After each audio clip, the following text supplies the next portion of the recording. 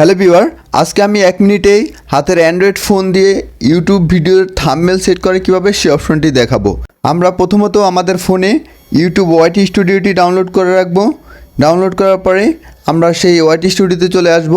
এখানে এসে কন্টেন্ট এখানে ক্লিক করব। এখান থেকে আমরা যে ভিডিওতে থাম্বনেল সেট করব সেই ভিডিওটিতে ক্লিক করব। সেই ভিডিওটি ক্লিক করার পরে আমরা একটু উপরে চলে যাব। উপরে আসার পরে যে একটি অ্যারো চিহ্ন দেখতে পাচ্ছি, এই অ্যারো চিহ্নতে ক্লিক করব। এর পরবর্তীতে পেন্সিল অপশনটিতে ক্লিক করব। এখান থেকে চেঞ্জ থাম্বনেল এই লেখাটিতে ক্লিক করব। এই লেখাটিতে ক্লিক করার পরে আমাদের গ্যালারিতে চলে আসবে।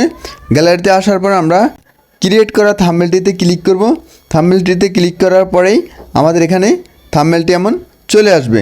থাম্বনেলটি যখন চলে আসবে, এই যে উপরে দেখতেছেন ডান অপশন, এই ডান অপশনে ক্লিক করে দিলে আমাদের থাম্বনেলটি সেট হয়ে যাবে। এরপরে যে সেভ অপশনে ক্লিক করবেন, সেভ হয়ে যাবে আপনার ইউটিউব ভিডিওতে থাম্বনেল।